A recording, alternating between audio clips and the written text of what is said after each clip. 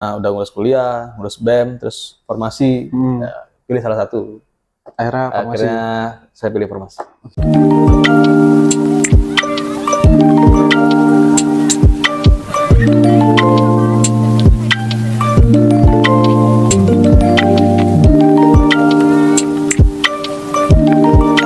Nah, udah ngurus kuliah, ngurus BEM, terus formasi, ya, pilih salah satu. Akhirnya saya pilih formasi. Aku pilih formasi, di formasi itulah mencoba untuk belajar lebih dalam, terus ya setidaknya ada identitas keislaman yang muncul dalam diri kader-kadernya. Jadi nggak malu lah sebagai anak muslim kuliah di Warmadewa waktu itu. Itu. Jadi dan ada boundaries juga, ada batasan juga dalam pergaulan jadinya. Oh, Fadil kan dia ikut ini.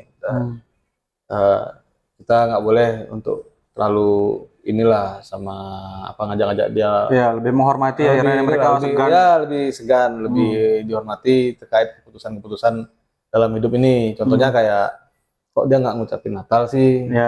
Kok dia nggak ngucapin selamat hari raya yang lain sih? Itu kan tentunya ada beberapa prinsip yang perlu kita pegang teguh loh. Bukan berarti kita anti kan, tidak.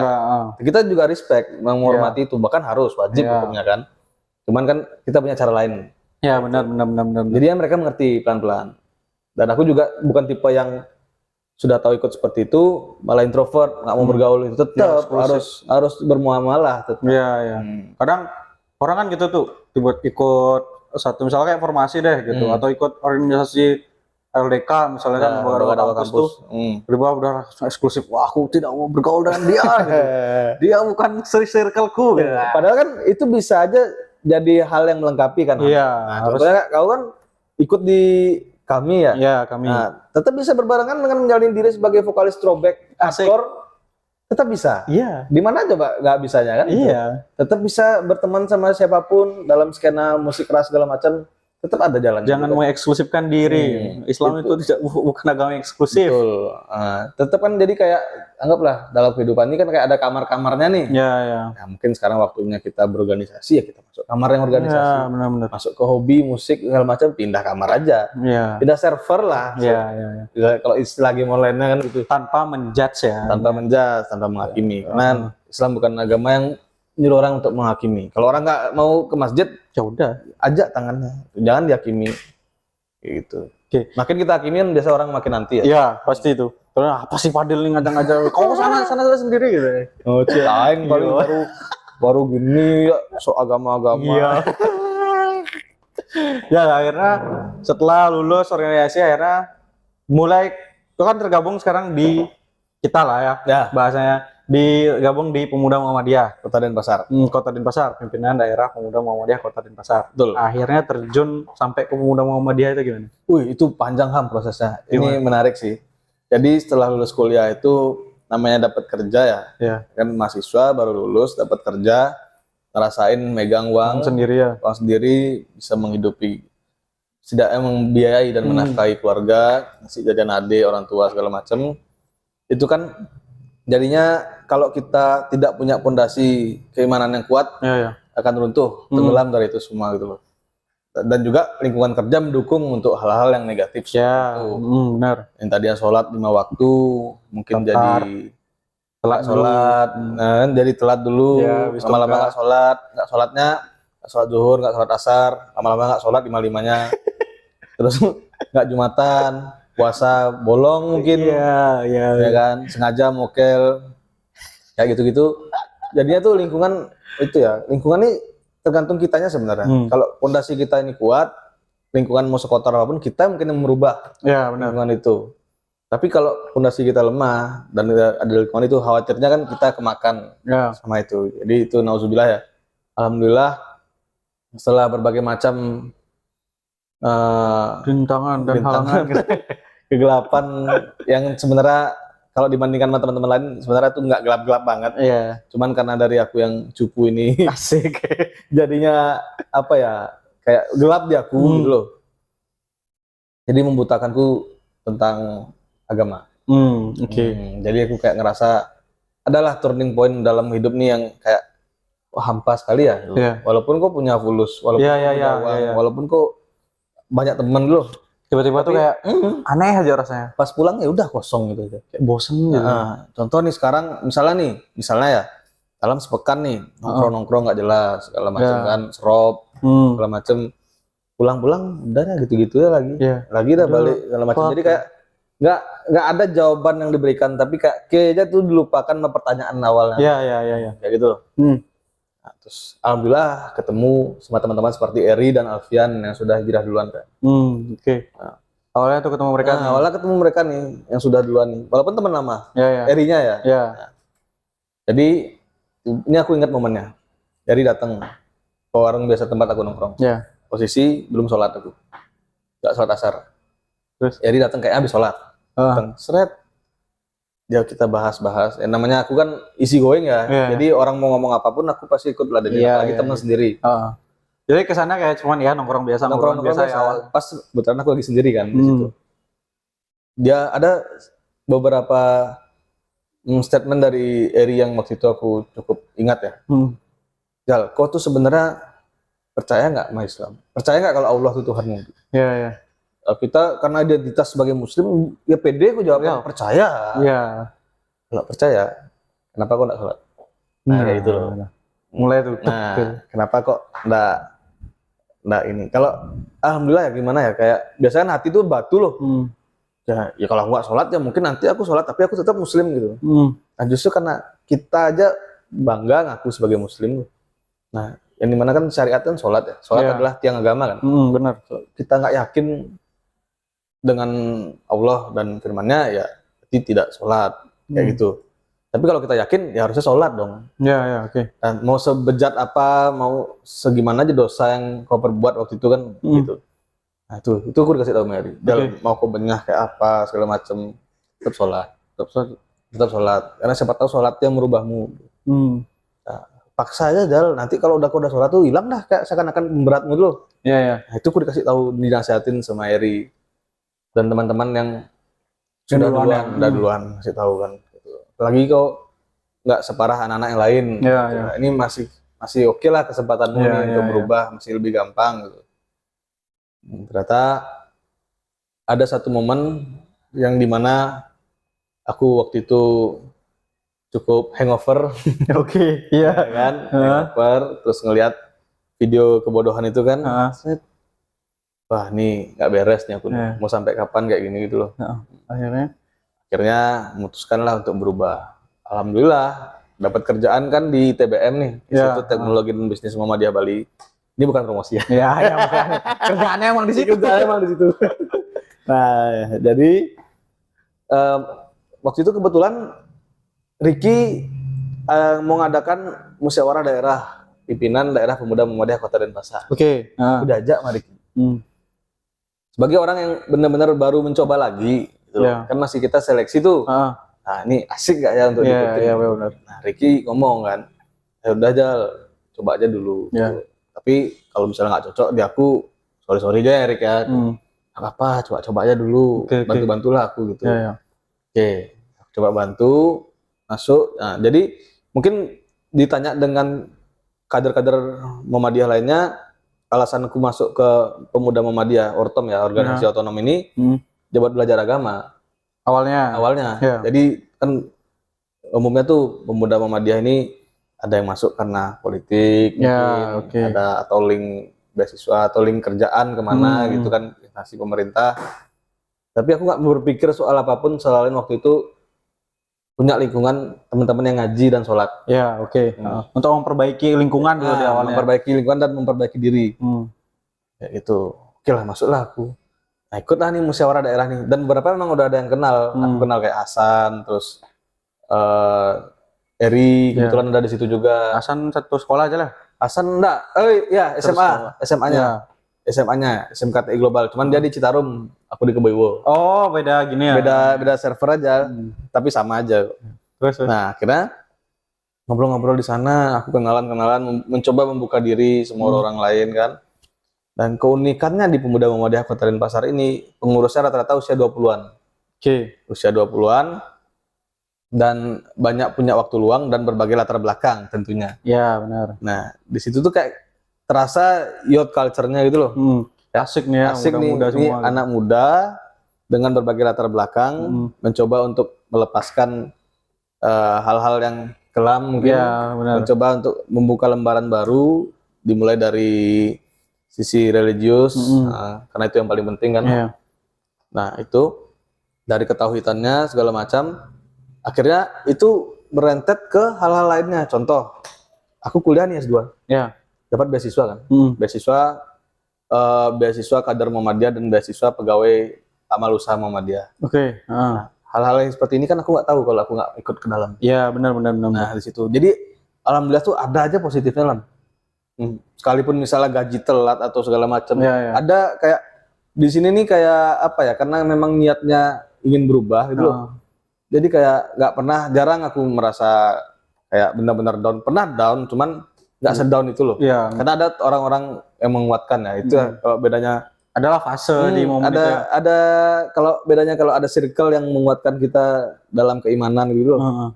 Ya, contoh nih, kan kadang selama ini aku berpikir kayak hal-hal seperti ini beda nih kalau udah feelings atau emosional, nggak usah kau kaitkan sama agama. Ternyata itu yang harus dikaitkan sama agama. Iya benar. Nah, coba kalau lagi down-downnya tuh bawa ke wudhu, ke sholat. Mungkin nggak bisa langsung. Ya benar. Tapi harus dicoba kan.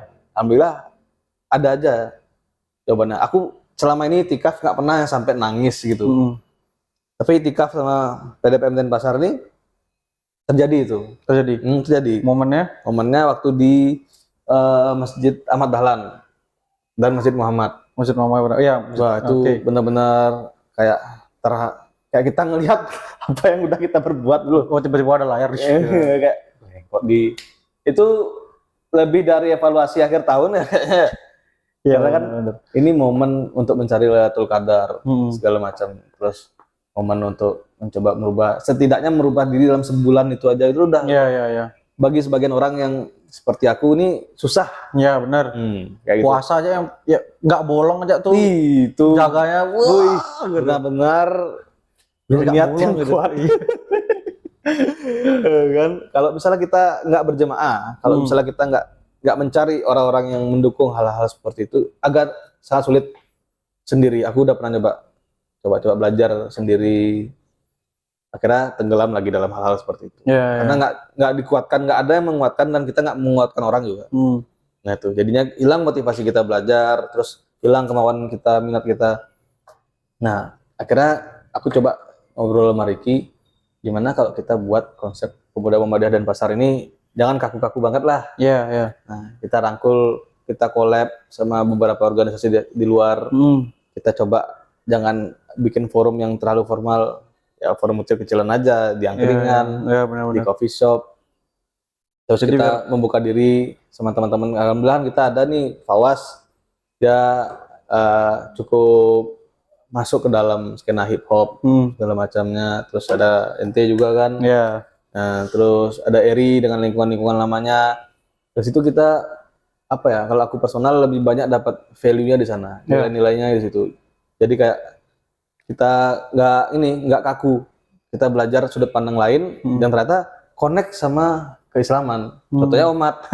Contohnya Omat. Waktu ngobrol di Kopi Nadi di awal. Jadi ngobrol sama Omat waktu di Kopi Nadi itu dia bahas seni. Pas momen kita mau itikaf. Dia ngopi di situ. Nah, ditanya kan aku mau Omat teman SMP ya. Nah, mau kemana kok jalan? Mau itikaf nih mana anak? Oh ya Sawa. Lanjut dah dulu tuh. Kok kesibukan apa Mat? Kan lama gak ketemu tuh. Dia ngobrol-ngobrol seni. Ternyata ya itu ada kaitannya dengan Islam segala macam. Itu aku baru tahu dari POV ngobrol sama Omat. Jadi ini mungkin buat para orang tua di luar sana, kalau dilihat anaknya nongkrong keluar itu tidak selamanya negatif. Tidak selamanya. Tapi ada kerjanya gitu. Ada yang negatif, cuman kan kita mungkin lebih gali dulu. Kamu ngobrol apa aja sih di luar gitu. Tanya. Jadi tidak selamanya negatif. Nah, itu tapi tetap perlu perlu diperhatikan juga dan ada pengawasan juga. Takutnya nih memang tidak negatif dia. Tapi ngobrol-ngobrol ideologi komunis. Ternyata ngobrol-ngobrol diskusi LGBT. Jadi pro. Kayak gitu. Tiba-tiba, ya, Nah, tetap benar-benar. perlu lingkungan yang benar itu perlu. Nah, benarnya dalam apa? Benarnya ya minimal nih. Tahu lah lingkungan mereka bergaul Betul. ya. Salah dan benar itu kan sebenarnya agak rancu kita nyarinya Ya, gitu loh. Tapi setidaknya hadir Islam di tengah-tengah kita ini untuk apa ya? Mengarahkan kita lah. Setidaknya sebagai pemilah. contoh nih, mungkin main skate, celananya robek, sepatunya rusak, gitu loh. Nah, itu kan jelek tuh. Biaya lagi, beli celana, ganti sepatu. Tapi setelah main skate terus ngajak orang ke masjid, kan ada nilai plusnya. Kayak gitu-gitu. Jadi nah, itu sudut pandang itu aku dapat dari Rio. Rio Raas. Rio Raas. Nah, itu. Oh gitu ya. Ya. Jadi kan dia buat event tuh. Main skate sambil bagi-bagi nasi. Kerja sama sama Dompet Duafa. Oke. Kan belum pernah kan lihat yang kayak gitu aku dengar juga nih. Baru ada gitu. Nah, dia pernah ngadain itu. Kerja sama sama Dompet Duafa. Jadi dia sama teman-temannya dia skating di jalan sambil bagi-bagi nasi. Oke lah. Jadi hobi dapat, main amalnya dapat. Amal dapat. Oh, ternyata sosialnya kena. Islam ini tidak sekaku itu ya. Dan juga aku melihat beberapa influencer di sosial media itu yang kayak Yas Budaya contohnya. Yas Budaya ini merupakan vokalis Alone Atlas. Nah, band emo yang cukup dikenal lah di Indonesia ini. Iya, benar. Nah, ternyata dia sangat mengidolakan Mufti Meng, terus Khalid Basalamah. Itu di luar dugaan aku. Setelah lihat IG. Aku baru tahu deh. Nah, terus dia tanpa ragu-ragu ya untuk frontal membicarakan Palestina, Uighur, gitu. Terlepas dari sosok dia dan lingkungan pergaulannya ya. Terus ada Ucai lagi, mantan pemain scene-nya dan vokalisnya Rocket Rockers. Yang juga pengusaha sepatu kan, brand food Forever Young Crew. Nah itu dia juga menjelaskan kalau misalnya ya ini dunia nggak baik-baik aja, saudara kita di sana tuh ada yang dibunuh, diperkosa, dibantai segala macam. Jadi kayak membuka kalau orang-orang yang keren-keren seperti mereka untuk berani speak up kan tentunya akan mempengaruhi kita-kita yang mencari kayak gitu. Sanalah aku berpikir tadinya aku pikir ikut-ikut gini-gini ini nggak akan membuatmu keren. Ternyata definisi keren itu kan masih bisa dipertanyakan loh. Keren menurut siapa? Benar. Dan tergantung sudut pandang kita. Kalau ternyata ada orang yang merasa mungkin dia keren nih, sudah bergerak sana sini segala macam. Tapi bagi sebagian orang tetap dia biasa-biasa aja gitu. Biasa aja sih. Nah, situlah aku mulai mendapatkan istilah namanya cool muslim. Nah, cool muslim ini adalah semua muslim tuh keren, Bu. Nah, disitulah aku, ada ya ternyata seperti ini. Ya, kalau keren versiku, mungkin orang-orang seperti Ucai, terus Doni Jeruji Hardcore, yang punya clothingan Keepers of the Din. Terus Yas Budaya, Gania X Billboard yang sekarang tampil syar'i dengan hijabnya, segala macam menginfluence para ukti-ukti di situ untuk tetap jangan minder lah, kayak gitu. Sebagai perempuan tetap harus ya belajar tapi tidak bertentangan dengan syariat, kayak gitu-gitu kan banyak gitu loh. Cuman mungkin kita nggak pernah menganggap mereka itu keren, jadi kita nggak mau dengar apapun dari mereka. Benar. Ketika udah hijrah pokoknya. Udah aneh dah. Jadi kita kayak disetting sama sosial media loh, standar kerenmu itu yang seperti ini. Nah itu. Padahal ada yang lain. Benar. Referensi lain. Seakan-akan kita nih kayak kena pengaruh food, fashion, fun, musik. Keren-kerenmu tuh adalah kayak harus main skate dulu biar keren. Harus jadi vokalis band dulu biar keren. Gitu. Nah, makanya harus estetik dulu biar keren, gitu kan. Harus anak senja. Like semua minimal 1000 sekian. Kita diukur kapasitas kita dengan angka loh. Siapa yang mau kayak gitu kan?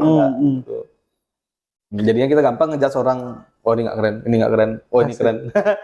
Itu yang kita harus hilangkan. Alhamdulillah bergabung dengan teman-teman di Pemuda-Pemudi Denpasar, menghilangkan beberapa habit seperti menghakimi, terus asal ngejudge itu aku disadarkan oleh orang-orang seperti Ricky, Nanda, Eri. Udah berapa lama aja di Pemuda-Pemudi? Kalau aku kan newbie, asik newbie. Nggak ada newbie.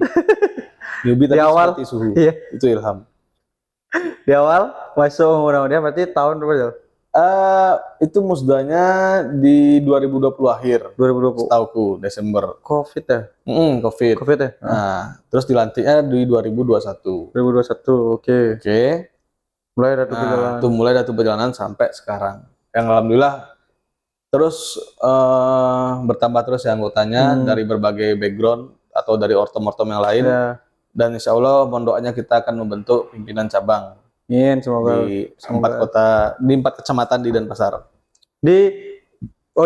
Bung Fadel nih kebetulan di pemuda Muhammadiyah di bagian wakil ketua bidang organisasi dan keanggotaan. Ya, dan salah satunya tugasnya beliau adalah yang besar untuk PCPM, komunitas yacht Muslim gaul. Jangan sih kata gaul ya. Aneh ya aku. Jadi aku banyak dapat ayo kita menjadi gaul begini agak cringe kalau sebenarnya. Tapi lucu, tapi perlu ada seperti itu. Perlu ada tagline kayak gitu ya. Perlu ada tagline seperti itu. Jadi kan memang apa-apa tuh ada pasarnya lah ya. Nah, kalau dari pengalamanku di bidang ini tuh aku kayak dihadapkan dengan mencoba untuk menggali karakter orang lain tuh lebih Dulu jujur aku cuekan orangnya. Akhirnya kenapa pentingnya berorganisasi? Karena kan menurut siapa gitu namanya, lupa aku nama, pokoknya salah satu pemikir juga, manusia adalah zon politikon, makhluk sosial, tidak bisa hidup sendiri. Nah, jadi dengan hidup kita bersosialisasi ini di luar, ini maksudnya di luar konteks nongkrong berteman dengan siapapun ya. Tapi di dalam organisasi ini kan setidaknya kita dibentuk pemahaman, pola pikir, terus cara kita berhadapan dengan orang lain, baik itu yang formal dan non formal. Jadi ada beberapa insight baru yang dimana aku nyaman di bidang ini gitu. Contohnya dalam ngajak orang untuk bergabung, mungkin salah satunya aku. Terus ada untuk mengalir dalam pembicaraan orang, sekalipun kita nggak paham, kita nggak malu untuk nanya, tolong dong bisa nggak dijelasin lagi. Benar. Terus juga cara kita untuk kan di bidang ini kan memantau pergerakan bidang-bidang lainnya juga.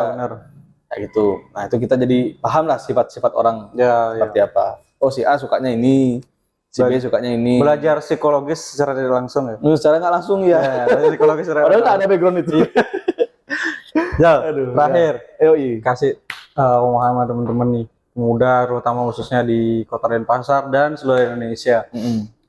Pentingnya berorganisasi dan pentingnya belajar hukum. Nah, jadi gini, kalau pentingnya berorganisasi seperti yang aku sebutkan tadi, kita ini harus jadi kayak kesendirian itu kan nggak enak tuh. Sekalipun semua orang pasti punya komunitas, aku yakin itu pasti ada. Mungkin dari hobi ada yang hobinya mainan burung, ikut komunitas burung. Benar. Nah, itu kan tinggal kita sesuaikan aja tuh. Nah, berorganisasi ini akan melatih kapasitas diri kita. Jadi aku nggak mungkin bisa bicara sepanjang lebar ini kalau nggak berorganisasi. Jadi nyali kita diasah di situ, kapasitas untuk berbicara di depan orang banyak juga diasah, pola pikir diasah, dan dari segi pekerjaan kita cukup unggul karena kita tahu birokrasi, bagaimana proses-prosesnya. Nah, kalau pentingnya belajar hukum itu simpel. Pasal 1 ayat 3 Undang-Undang Dasar Negara Republik Indonesia tahun 1945 menyatakan adalah Indonesia adalah negara hukum. Sedikit tidaknya kita jangan sampai buta soal hukum. Kita harus tetap melek hukum, jadi kita tahu mana yang boleh dilakukan, mana yang tidak. Hukum kan gitu. Tujuannya tuh ada 3 kan. Itu ada keadilan, kepastian, dan kemanfaatan. Nah, jadi kalau 3 ini kita nggak tahu nih, contohnya nih, misalnya pemerintah mengeluarkan undang-undang. Kita harus cari tahu tuh unsurnya. Dasarnya apa gitu. Dasarnya apa kok ini dikeluarkan? Mengapa kita diatur seperti itu? Kan tentu ada tujuannya ya. Ada manfaatnya. Nah, itu. Jadinya kalaupun kita misalnya tersandung masalah suatu saat nanti, ya kita tahu kita salahnya di mana dan bagaimana cara kita membela kalau misalnya kita dirasa tidak salah. Seperti itu. Dan kita juga jadinya melek nih sama isu-isu sosial, nggak apatis. Benar. Itu sih kalau dari aku. Terakhir Jal, pesan buat teman-teman pemuda. Tadi kan isu hukum, untuk hukum dan organisasi. Terakhir untuk teman-teman pemuda. Oke. Seluruhnya ya universal deh. Seluruhnya universal. Jangan berhenti untuk membaca. Maksudku nggak cuma membaca, jangan berhenti untuk mencari tahu lah.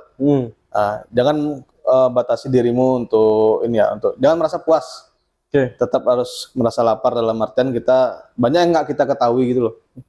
Jangan hanya satu bidang aja. Contoh nih, unggul di ekonomi, di bisnis, itu aja terus dipelajari gitu loh. Nah, pelajari juga yang lain, pelajari juga dalam hal apapun. Setidaknya mengerti dan tahu lah gitu. Jadi kita nggak kayak orang ini, nggak apa ya, wawasan bertambah dan nggak terlalu ketinggalan lah. Apalagi kan di era yang informasi gampang didapat seperti ini kan kita lebih mudah dalam mengakses internet, kata Fadil. Jadi dalam genggaman ini kita bisa tahu hal apa yang terjadi di belahan dunia manapun dan kapanpun kan kayak gitu. Nah itu, apalagi kita sebagai muslim kan disuruhnya membaca. Ya benar. Nah itu, membaca. Jujur aku juga punya kesusahan dalam hal itu, tapi kan kita harus dipaksa. Nah Rasul aja nggak bisa baca tadinya kan. Karena dipaksa jadi terbiasa. Mendingan dipaksa dan jadi bisa ketimbang sukarela untuk menjadi bodoh kan. Itu aneh ya. Iya aneh itu. Itu sih saranku. Oke, thank you Bung Fadil. Terima kasih atas waktunya, luar biasa, dapat Alhamdulillah hukum, tergali tentang skripsi, background dan segala macamnya. Semoga teman-teman yang nonton channel hari ini bersama Bung Fadil dapatkan inspirasi dan wawasan. Semoga ada hikmah yang bisa diambil. Ya, semoga ada pelajaran dan hikmah yang bisa diambil.